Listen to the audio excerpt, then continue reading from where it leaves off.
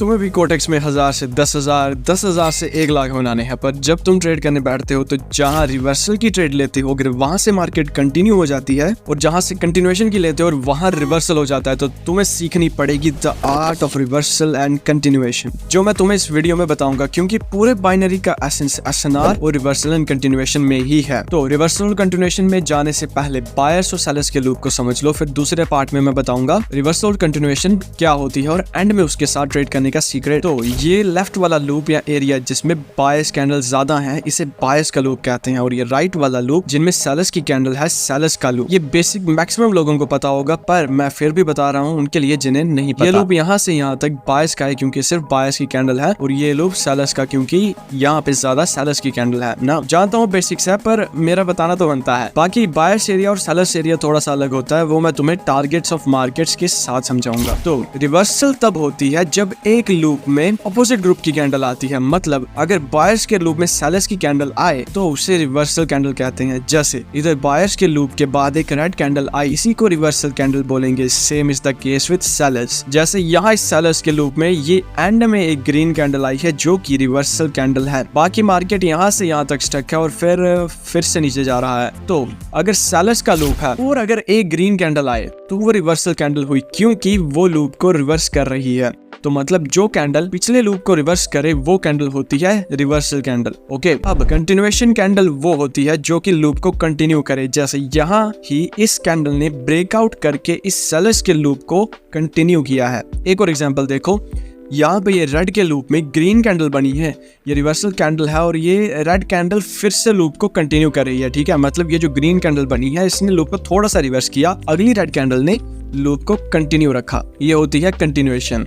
तो जो कैंडल पिछले लूप को कंटिन्यू करे वही होती है कंटिन्यूएशन कैंडल। तो मे भी तुम्हें रिवर्सल और कंटिन्यूएशन थोड़े थोड़े समझ आ ही गए होंगे। रिवर्सल तब होता है जब लूप के ऑपोजिट ग्रुप की कैंडल आती है, ठीक है, और कंटिन्यूएशन जब सेम लूप की कैंडल, मतलब अगर बायर्स का लूप है तो मतलब बायर्स की ही कैंडल लूप को कंटिन्यू करती है। ठीक है, ये होती है कंटिन्यूएशन। आई होप तुम्हें ये समझ आ गया होगा। अब सबसे important part, reversal continuation according to market, कि किस तरह के मार्केट में किस तरह की ट्रेड करनी है, मतलब किस मार्केट में रिवर्सल और किस मार्केट में कंटिन्यूएशन की। अगर किसी ने ये टाइप्स ऑफ मार्केट की वीडियो नहीं देखी तो डिस्क्रिप्शन में लिंक है, देख लेना।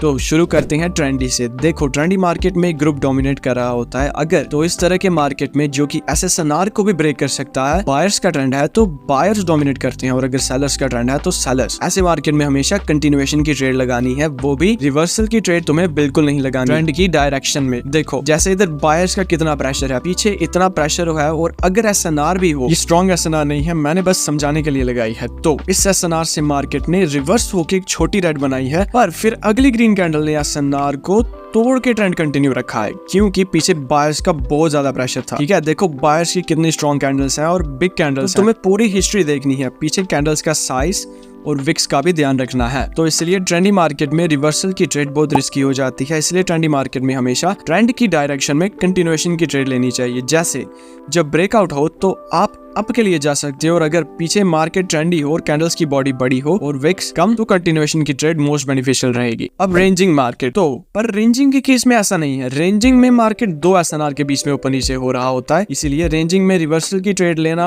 इज मोस्ट प्रॉफिटेबल, पर तुम्हें विक्स और बॉडीज का भी ध्यान रखना है। ठीक है, अगर तो जब मार्केट एसएनआर को अप्रोच करती है तो कैंडल्स की बॉडी छोटी होती जा रही है और विक्स बड़ी, तो मतलब रिवर्सल के ज्यादा चांस है। और अगर कैंडल्स का साइज बड़ा हो रहा है ना, मतलब कि कैंडल स्ट्रॉन्ग है, कैंडल्स की बॉडी का साइज बड़ा हो रहा है और विक्स जो है वो थोड़ी सी कम है, तो मतलब ब्रेकआउट भी हो सकता है। तो तुम्हें सारी चीजें देख के ट्रेड करनी है। ठीक है, सिर्फ एसएनआर पे ट्रेड नहीं करनी, साथ में कैंडल्स को भी देखना है। ओके, जैसे यहाँ पे एसएनआर से टकराने से पहले बड़ी कैंडल्स की बॉडीज देखो छोटी हो रही हैं, और विक्स, तो इन्होंने क्या किया, एसएनआर से टकराने से वहां से रिवर्सल हो गया।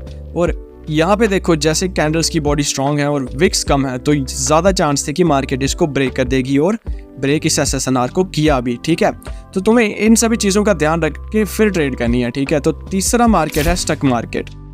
अब स्टॉक मार्केट में कैसे ट्रेड करते हैं? देखो, स्टॉक मार्केट में ट्रेड करना थोड़ा सा मुश्किल है। अभी सिर्फ बिगिनर टॉपिक कवर कर रहा हूँ, तो स्टॉक मार्केट में कैसे ट्रेड करते हैं ये एडवांस टॉपिक्स में बताऊंगा। अभी के लिए मैं बिगिनर्स को बोलूंगा कि आप स्टॉक मार्केट में ट्रेड ना करें, क्योंकि स्टॉक मार्केट में दोनों का इक्वल प्रेशर होता है। मोस्टली पता नहीं होता कि मार्केट आगे कहाँ जाएगी। ठीक है, तो बस इतना ही था रिवर्सल और कंटिन्यूएशन के बारे में। अगर कोई क्वेश्चन है तो कमेंट सेक्शन में पूछ लेना, और चाहते हो कि मैं किसी और टॉपिक में भी वीडियो बनाऊं तो वो भी कमेंट सेक्शन में बता देना। मैं कमेंट सेक्शन पढ़ता रहता हूँ। Thank you.